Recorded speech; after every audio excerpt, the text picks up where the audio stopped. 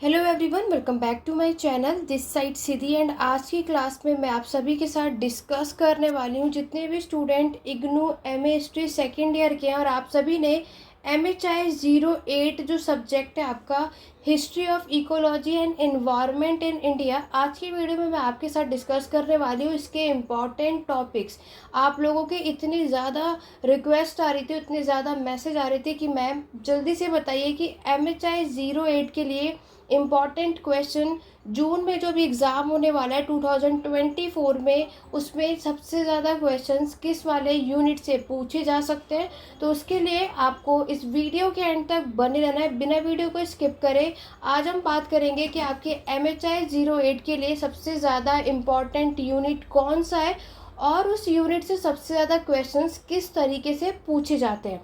तो चलिए अपने आज की क्लास को स्टार्ट करते हैं। क्लास स्टार्ट करने से पहले अगर मेरे चैनल पे आप सभी फर्स्ट टाइम आए तो चैनल को सब्सक्राइब कर लो, बेल आइकन प्रेस करो ताकि आगे आने वाली वीडियोस की नोटिफिकेशन अपडेट आप सभी को मिलते रहे। वीडियो पसंद आए तो लाइक शेयर करना मत भूलना। आप में से कई ऐसे होंगे जो इस वीडियो को फर्स्ट टाइम देख रहे होंगे, तो मैं आप सभी को बता दूं कि मैं सेकेंड ईयर के लिए ऑलरेडी MHI 03, MHI 06, MHI 09 के जून एग्ज़ाम के लिए इम्पॉर्टेंट क्वेश्चन ऑलरेडी अपलोड कर चुकी हूँ। अगर आप में से किसी ने नहीं देखा है तो आप लोग जाकर के हर एक सब्जेक्ट की मैंने सेपरेट प्लेलिस्ट बनाई हुई है, उसमें जाकर के चेकआउट कर सकते हो। अब हम बात करेंगे आज की क्लास में MHI 08 की, ठीक है। तो चलिए स्टार्ट करते हैं और एक एक करके समझेंगे। और यहाँ पर जैसे कि मैं आपको बता दूँ कि MHI 08 के बारे में अगर हम बात करते हैं तो आप सभी को पता है कि यहाँ पर आपके पास फर्स्ट ब्लॉक है। सबसे पहले अगर हम बात करते हैं तो आपके पास देखने को मिलता है फर्स्ट ब्लॉक में आपके पास टोटल 3 यूनिट है, यूनिट 1, 2 और 3। चलो अगर हम बात करते हैं कि इन तीनों यूनिट में से सबसे ज़्यादा इम्पॉर्टेंट क्या है, तो देखो सबसे ज़्यादा इम्पॉर्टेंट हमारा सेकंड यूनिट माना जाता है। आपके इस चैप्टर का नाम है इंडियन लैंडस्केप। आप में से कई ऐसे स्टूडेंट होंगे जो हिंदी मीडियम के होंगे, तो आपको कुछ नहीं करना है। मैं आपको चैप्टर का नाम तो यहाँ पे यूनिट 1, 2, 3 मेंशन कर रही हूँ हिंदी में, तो आप लोग उसे चेकआउट कर लेना। इतनी चीज़ आपको क्लियर हो जाएगी कि सबसे ज़्यादा क्वेश्चन कहाँ से पूछे जाते हैं, ठीक है। ठीक है, और अगर हम बात करें यूनिट थर्ड की, देखो यूनिट थर्ड से आपका जो चैप्टर का नाम है, आपके चैप्टर का नाम है इन्वायरमेंटल हिस्ट्री ऑफ इंडिया। इसी के नाम से आपके एग्जाम में क्वेश्चन पूछा जाता है। यूनिट थर्ड से क्वेश्चन आपको मिल जाएगा। देखो अगर हम बात करें तो ये वाला ब्लॉक हम लेकर के चल सकते हैं आपके 20 से 30 मार्क्स का। कभी कभी ये आपसे सिर्फ एक ही क्वेश्चन पूछते हैं इस ब्लॉक से, कभी कभी ये 2 क्वेश्चन भी पूछ लेते हैं, ये उनकी चॉइस है। देखो सबसे ज़्यादा मैंने आपको क्या बताया, फर्स्ट ब्लॉक अगर आप सभी पढ़कर जाने वाले हो तो यूनिट सेकेंड और थर्ड पे ज़्यादातर फोकस करना। यूनिट थर्ड में मैंने आपको बता दिया, वो आपसे पूछते हैं right a note on the writing on environmental history of India during the colonial period. During the colonial period maximum कोई भी टॉपिक होगा तो कॉलोनियल पीरियड आपको ज़्यादा अच्छे से आना चाहिए, क्योंकि अगर आपने MHI 08 पढ़ा है तो आपने एक चीज़ देखी है उसमें colonial period, pre colonial period, ये सारी चीज़ें मेंशन है। तो आपको एग्जाम में इन बातों का ध्यान रखना है कि उन्होंने आपसे कॉलोनियल पूछा है या फिर प्री कॉलोनियल पूछा है, ओके। बाकी मैंने आपको बताया सबसे ज़्यादा जो क्वेश्चन रिपीट होते हैं वो यूनिट सेकंड से होते हैं। तो देखो यूनिट सेकंड हमारे चैप्टर का नाम तो इंडियन लैंडस्केप है। वो आपसे क्या पूछते हैं कि आपको इसमें बताना है explain in brief the physical features of India, ठीक है। फिजिकल फीचर्स ऑफ इंडिया के बारे में बताना। और नेक्स्ट अगर हम बात करें, या तो यूनिट सेकंड में आपसे ये पूछ लेंगे या फिर आपको थोड़ा सा घुमा फिरा के पूछ लेंगे और कह देंगे कि आप लोगों ने जैसे इसमें पढ़ा है तो उसमें देखो आपके माउंटेन रेंजेस हैं, है ना, प्लेट्यू है और आपके प्लेन है, इनके बारे में पूछा जा रहा है। तो ये सारी चीज़ें आपको पता होनी चाहिए सेकेंड यूनिट में। तो मैं अगर आपको अपनी तरफ से सजेस्ट करूँ तो फर्स्ट ब्लॉक के लिए सेकेंड और थर्ड ज़रूर पढ़ के जाना, क्योंकि ये ब्लॉक आपके 20 से 30 मार्क्स, 40 भी हो सकता है, ठीक है, 40 मार्क्स भी हो सकता है कि ये दोनों ही यूनिट से क्वेश्चन पूछ लेते हैं। इस चैप्टर से क्वेश्चन आपका चैप्टर के नाम से भी पूछ ले जाते हैं, नहीं तो इसकी फीचर्स पूछे जाते हैं, इसकी विशेषता बताओ, इन्वायरमेंटल हिस्ट्री ऑफ इंडियन सब कॉन्टिनेंट। तो एक बात हमें क्लियर हो गई कि फर्स्ट ब्लॉक में फर्स्ट चैप्टर आप चाहो तो एक आध बार स्किप कर सकते हो, नॉर्मली रीड करना है वो आपकी मर्जी है। लेकिन अगर हम बात करें तो हमें ब्लॉक फर्स्ट से सेकंड और थर्ड यूनिट पढ़कर जाना है, ये क्वेश्चन पूछा जाता है। माउंटेन रेंजेस आ सकता है, नहीं तो ये आपसे सेपरेटली क्वेश्चन लैंडस्केप के बारे में पूछ लेते हैं। यूनिट सेकंड की बात मैंने ये आपको बताई। मैंने आपको क्या बताया कि ये कॉलोनियल पीरियड भी पूछ सकते हैं, तो यहीं पर ये आपसे प्री कॉलोनियल भी पूछ सकते हैं। दोनों में बहुत डिफरेंस है। तो अगर आप इस यूनिट थर्ड की जब इस टॉपिक की तैयारी करेंगे तो कॉलोनियल को अलग समझना है, प्री कॉलोनियल को अलग समझना है, और जो भी क्वेश्चन में पूछेगा वो ध्यान रखना है। क्योंकि आप में से कई ऐसे स्टूडेंट हैं जो ये मिस्टेक करते हैं कि कॉलोनियल की चीज़ें प्री कॉलोनियल में मेंशन कर देंगे, प्री कॉलोनियल का कॉलोनियल में। आपको क्वेश्चन ध्यान से देखना और उसके अकॉर्डिंगली आंसर करना है। चलिए, तो बात क्लियर हो गई कि फर्स्ट ब्लॉक से हमें सेकेंड और थर्ड यूनिट ज़रूर करके जाना है। अगर आपने ये कर लिया तो 30 से 40 मार्क्स आपको यहाँ पर मिल जाएंगे। अब बात करते हैं आपके नेक्स्ट ब्लॉक की। सेकंड ब्लॉक की अगर हम बात करते हैं, सेकंड ब्लॉक में भी आपके same as it is 3 units है, यूनिट 4, 5 और 6। चलिए देखते हैं यहाँ पर हमें क्या क्या चीज़ें कवर करनी है। देखो, यूनिट 4 की अगर हम बात करें, हमारे चैप्टर का नाम है रिसोर्सेज यानी कि संसाधन, ठीक है। यूनिट 5 है आपका हंटिंग और गैदरिंग यानी शिकारी और संग्रहण, और यूनिट 6 है आपका पशुपालन यानी पेस्ट्रोलिज्म नोमैडिज्म यानी पशुपालन खानाबदोशी। तो ये कोई नया टॉपिक नहीं है, आप सभी ऑलरेडी MHI 06 में, फर्स्ट ईयर के MHI 01 में कई बार हम ये चीज़ें पढ़ चुके हैं। तो यूनिट 5 और 6 तो कोई नई बात आप में से किसी के लिए भी नहीं होगी। देखो, यूनिट 6 में सजेस्ट करूँगी ज़रूर करना पशुपालन खानाबदोशी, ये मैक्सिमम रिपीट होता है। ये वाले ब्लॉक भी अगर हम देखें तो 20 से 30, चलो 40 मार्क्स भी हो सकते हैं। तो ये वाला भी ब्लॉक सेम है, इस ब्लॉक से भी हमें 2 क्वेश्चन आपको देखने को मिलते हैं। तो पेस्टोरल नोमैडिज्म तो आप सभी को करके जाना ही जाना है। अब अगर हम बात करते हैं यूनिट 5 में, तो देखो यूनिट 5 में ये आपसे पूछते हैं कि आपको हंटिंग और गैदरिंग की कम्युनिटीज, जो उनके क्या कह सकते हैं समुदाय जो थे, आपके शिकारी और संग्रहण के जो समुदाय थे उसके बारे में आपको बताना है, उसकी विशेषताएं आपको बतानी है, ठीक है। यूनिट 6 को स्किप मत करना, ज़रूर करके जाना। अदरवाइज यूनिट 4 और 5 में क्या होता है, कभी 4 पूछते हैं कभी 5 पूछते हैं, तो ये उनकी चॉइस है। तो ये मैंने आपको बता दिया कि अगर 5 से आएगा तो ये आपने ऑलरेडी पढ़ा है कि हंटिंग और गैदरिंग की कम्युनिटीज़, इनके समुदाय के बारे में बताना है कि कौन कहाँ क्या क्या करता था। या फिर ये आपसे हंटिंग और गैदरिंग है कि आपके जोग्राफिकल स्प्रेड की ये जो कम्युनिटीज़ हैं आपके कहाँ कहाँ पर फैली, ठीक है, ये चीज़ आपको बतानी होती। तो ये कि आप नॉर्मली रीड करके भी चले जाएंगे तो भी आप हंटिंग गैदरिंग कर लोगे, क्योंकि आप सभी ने इस टॉपिक को कई बार, बहुत बार हमने पैलियोथिक पुरापाषाण काल के टॉपिक में कर चुके हैं। बढ़ते हैं यूनिट 4 की तरफ। तो देखो, यूनिट 4 से हर बार नहीं आता, लेकिन यस ज़रूर आ जाता है। तो मैं ये नहीं कहूँगी कि यूनिट 4 को स्किप करो। देखो, इसमें भी सबसे ज़्यादा यूनिट 5 और 6 तो पढ़ना ही पढ़ना है, नो डाउट। 6 तो स्किप ही नहीं करना, मैक्सिमम 6 से रिपीट होता ही है।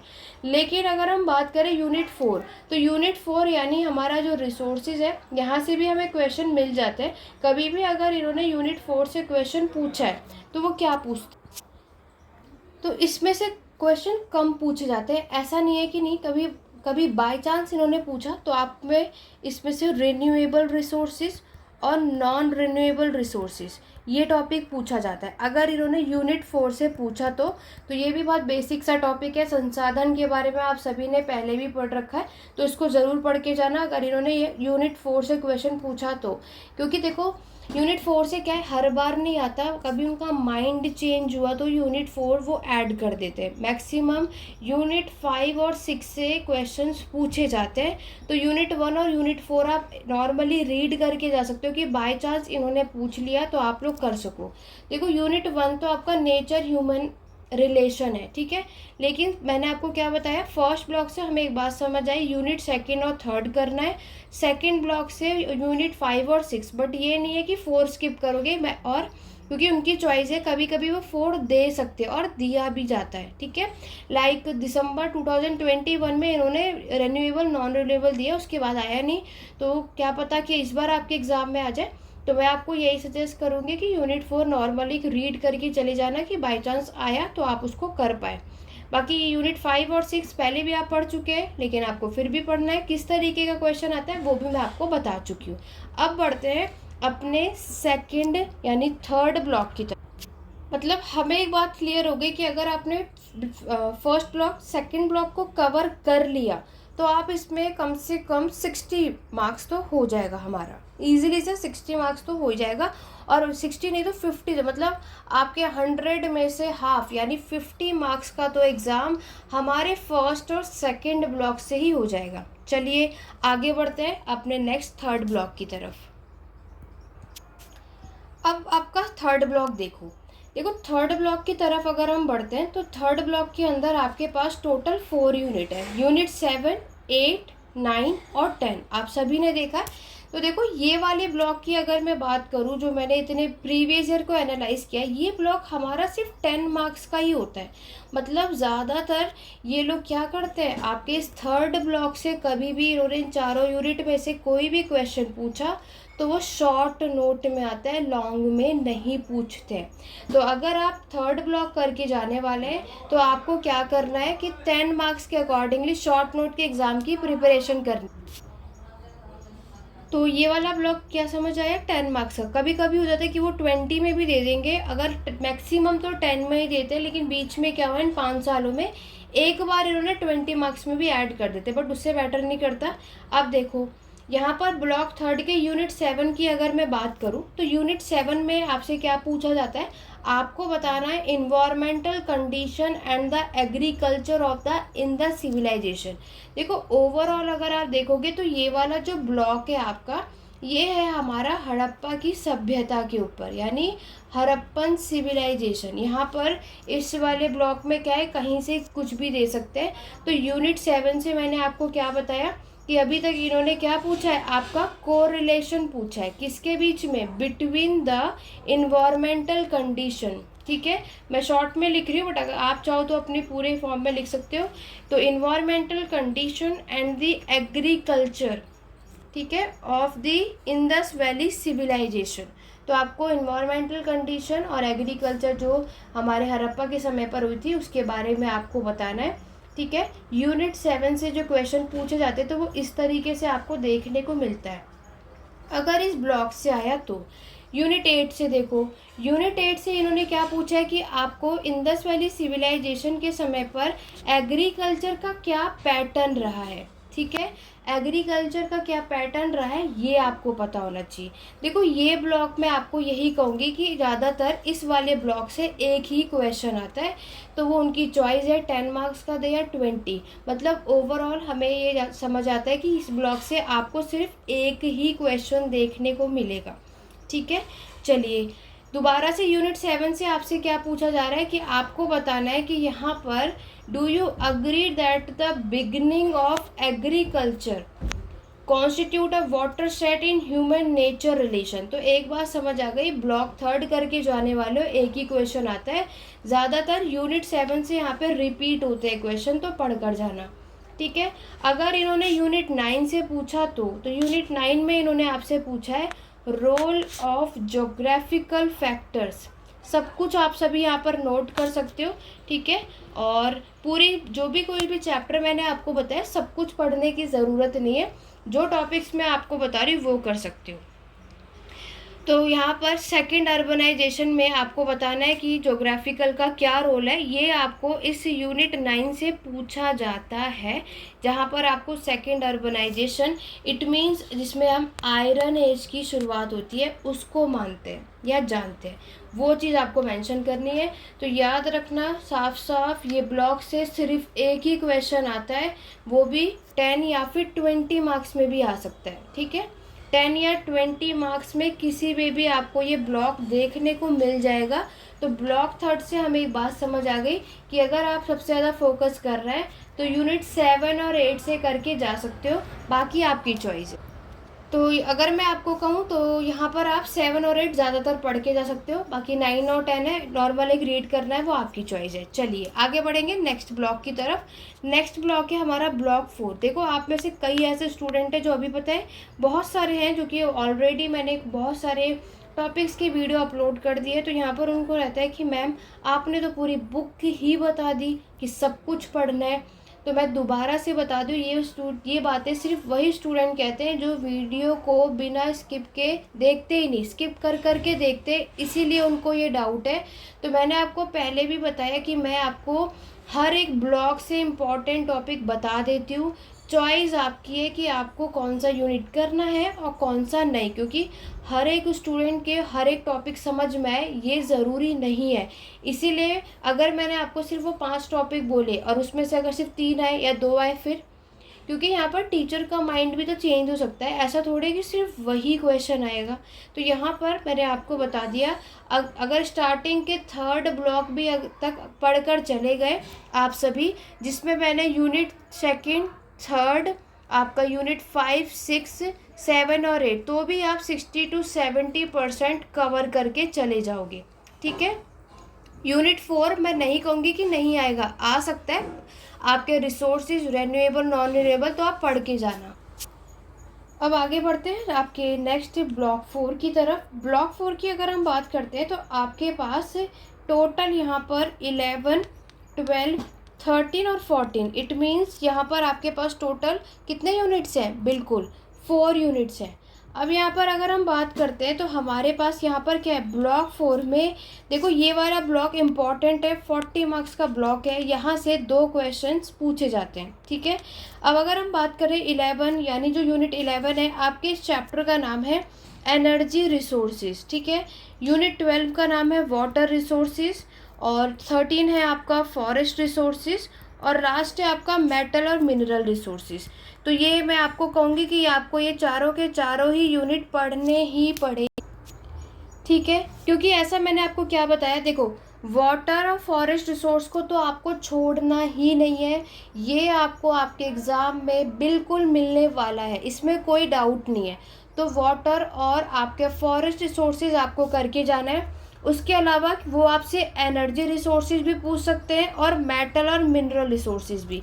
अब वो इन दोनों चैप्टर में से क्या पूछ लेंगे हमें इसका कोई आइडिया नहीं, क्योंकि वो उनकी चॉइस है। बट येस, वाटर और फॉरेस्ट रिसोर्सेज तो ज़रूर आता है। तो आपको एनर्जी और मेटल रिसोर्सेज पढ़ना ही पड़ेगा, क्योंकि वो यहाँ से क्वेश्चन देते ही हैं। ये ब्लॉक 40 मार्क्स का है, ईजी भी है, बस आपको इसे एक रीड करके चले जाएंगे तो भी आप लोग इसको कवर कर लोगे। वाटर और फॉरेस्ट रिसोर्सेज को स्किप मत करना, इसको ज़रूर पढ़ के जाना। और यही सेम टॉपिक वाटर और फॉरेस्ट रिसोर्सेज का अभी आपको यूनिट 20 और 21 में भी मिलेगा। तो इसकी कुछ बातें आप इस टॉपिक में भी कर सकते हो अगर इस चैप्टर से आएगा तो। अभी मैं उसके बारे में बताऊंगी, बट अभी आपको क्या करना है, देखो आपकी चॉइस है। अगर आप इस चारों यूनिट को नहीं पढ़ सकते हो तो कोई बात नहीं, आप वाटर और फॉरेस्ट रिसोर्सेज पढ़ के चले जाओ। तो यहाँ से वैसे तो 2 क्वेश्चन पूछा जाता है, तो आप सिर्फ एक करके आ सकते हैं, वो आप पे डिपेंड करता है कि आप क्या चॉइस करते हैं। मैंने अपना यहाँ पर आपको क्या बताया कि ये वाला जो ब्लॉक है आपका इम्पॉर्टेंट है, यहाँ से 2 क्वेश्चन आते हैं 40 मार्क्स। वाटर फॉरेस्ट रिसोर्सेज तो ज़रूर आता है, एक वाटर का भी मिलेगा, फॉरेस्ट भी मिलेगा। एनर्जी या मेटल मिनरल रिसोर्सेज में से कोई एक आएगा, वो क्या आएगा ये तो उनके ऊपर डिपेंड करता है, तो ये आपको पढ़ना ही पड़ेगा। चलो आगे बढ़ते हैं नेक्स्ट ब्लॉक की तरफ। नेक्स्ट हम बात करते हैं आपके ब्लॉक 5 की। ब्लॉक 5 में अगर हम बात करें तो हमारे पास 15 16 और 17 है। तो देखो ये चैप्टर भी अच्छा है ब्लॉक, इसमें से आप 15 और 16 को ज़्यादातर जोर दे सकते हो और ज़्यादा कुछ पढ़ना है तो देखो 15 और 16 ज़रूर करना। एक क्वेश्चन आपको मैन नेचर रिलेशनशिप के बारे में पूछा जाता है, और जो यूनिट 16 है आपके इस चैप्टर का नाम है कंजर्वेशन थ्रू एजेस। ये मैक्सिमम रिपीट होता ही है, तो अगर आप में से कोई ये ब्लॉक करके जाने वाला है, अदरवाइज आपका जो ब्लॉक 4 है वो भी वहाँ तक भी सफिशिएंट है। लेकिन सेक्शन बी से भी क्वेश्चन अटैम्प्ट करना है, ए से भी करना है, तो उसके अकॉर्डिंगली आगे की चीज़ें भी पढ़नी पड़ेंगी।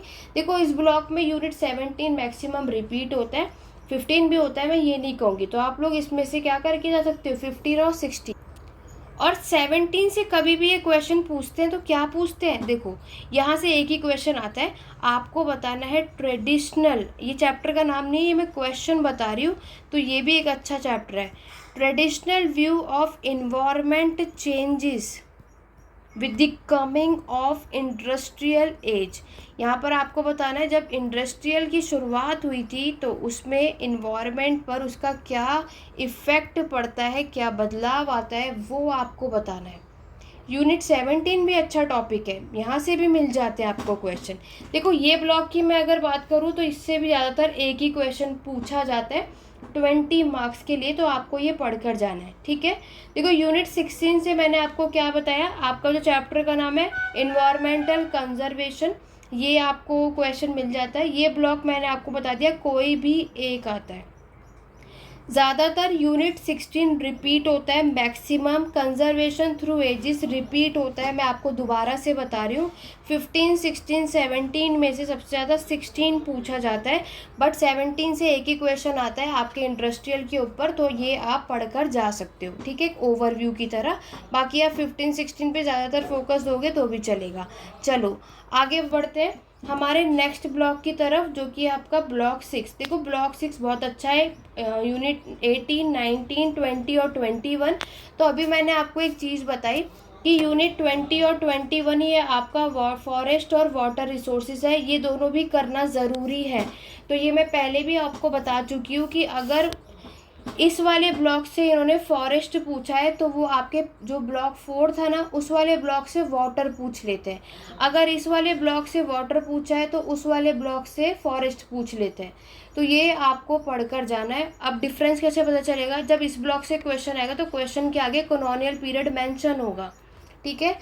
जब इस वाले ब्लॉक से फॉरेस्ट या आपके वाटर रिसोर्सेज के बारे में पूछेंगे तो कॉलोनियल पीरियड मेंशन करेंगे वो लोग, तो समझ जाना कि उन्होंने ये वाला क्वेश्चन इस ब्लॉक से पूछा है। अदरवाइज यूनिट 18 और 19, देखो 19 बहुत अच्छा है, इन्वायरमेंटल एजेंडा मैक्सिमम रिपीट होता है, तो ये ब्लॉग भी आपका अच्छा है। ये भी हम चलो मैं 40, वैसे तो 40 मार्क्स का मुझे कहना चाहिए, ये ब्लॉग भी हमारा 40 मार्क्स का होता है, ठीक है। अब बचा आपका लास्ट ब्लॉग जो कि हमारा है ब्लॉक 7। उससे पहले जल्दी से अगर जिसने भी चैनल को सब्सक्राइब नहीं किया है चैनल सब्सक्राइब कर लो, बेल आइकन प्रेस कर लो। और यहाँ पर जो भी दिसंबर में एग्ज़ाम देने वाला है उसके लिए हमारे यहाँ पर न्यू बैच स्टार्ट होने वाला है जुलाई से, क्योंकि ऑलरेडी मैं टेलीग्राम पर हर जगह अपडेट दे चुकी हूँ, लेकिन आप में से कई ऐसे होंगे जो मेरे चैनल पे फर्स्ट टाइम होंगे।